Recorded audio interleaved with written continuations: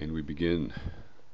Here comes the crew to build an anchor point of light here, a retreat center, meditation training center here in the Caribbean.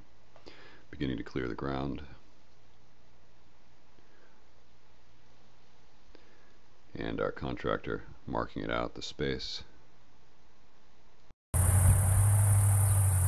This is day 5 of the process of building. We've been moving along now. As mark up property, we've begun to break the ground. You can hear the equipment in back. We're clearing up a very beautiful bush, but it's now been dedicated to life. It's nice to think the property is tucked away in the bush behind lots of green, even though that we're losing a certain amount of our natural green here. Still somehow keeping the organic look and feel of the nature in the property.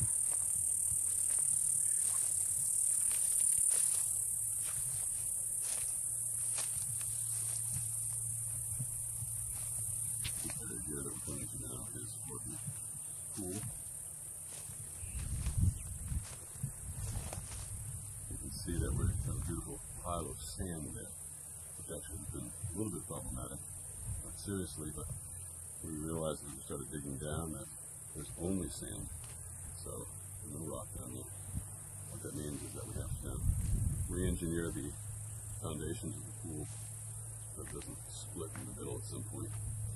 There's a test pilot hole and just full of wonderful sand there, so we're now redoing that and we have re-engineered it.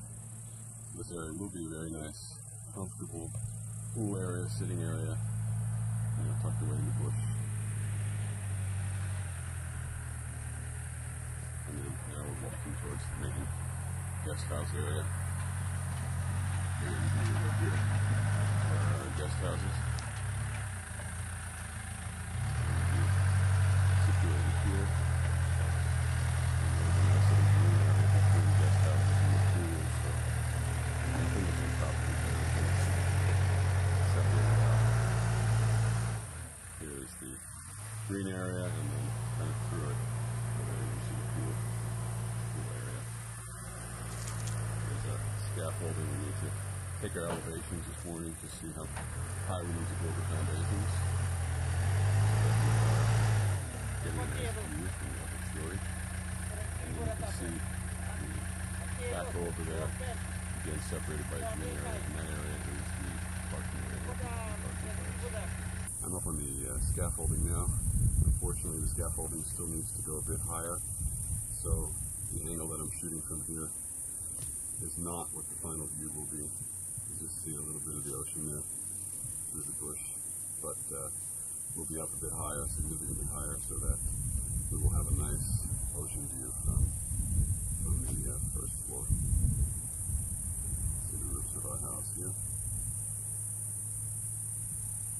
There's a lovely, the whole area is very pretty.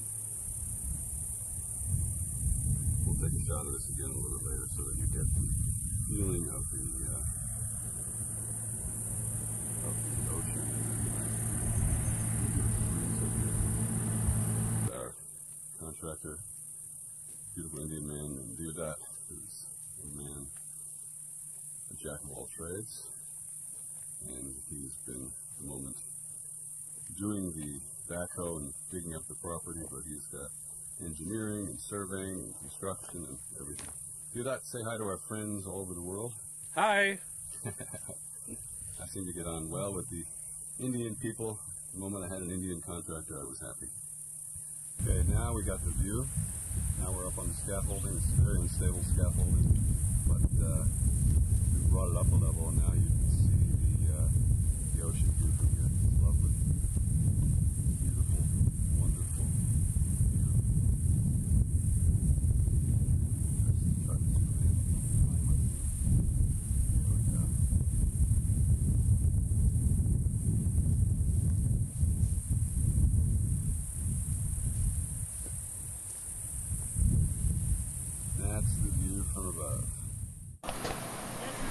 What you can see above there is the cement boom that's used for pumping cement. It's quite an incredible process to think that they can take this liquid rock, which weighs so much, pump it up that truck and then put it down.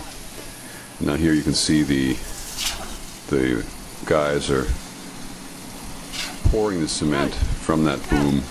It's like a large elephant's trunk that kind of comes down, and they just literally walk around with that thing and pump that cement down and fill it, flow it, make sure they don't put too much or too little. And then afterwards they'll come in and they will kind of level it off, smooth it off, and all that. Here's our dog, Seven. He likes to be part of the action. And what they're doing here is they're pouring the called the strip footing for the pool. That this is kind of the base, and then on top of that comes a small wall, and then on top of that comes the bottom of the pool. So this is what you see here is the footing having been poured, and now the fill being compacted. This is the footing with the steel in, verticals for the walls, and the horizontal for the bottom of the pool. This is the beginning to cut the foundations for the building, and here you can see the steel is in for the foundations. Some of the verticals are there.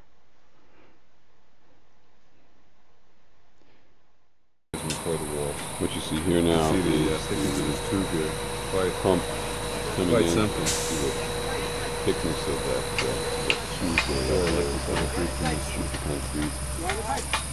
So much power in that thing. It's quite an amazing process working with concrete. I've never worked with it before. Everything's remote controlled. He uses that little box there on his belt, pour it out through a hole, and install it. Machines resistance, remote control, pumping, amount of flow, middle of the boom.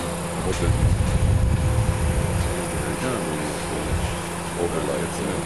About 40 meters from the truck. About maybe 20 meters in the air or more. And this thing, the power of this is just so much. It takes a couple guys to hold it and just knocks them right over. It's really a base chakra activity. I feel the earth through this whole process.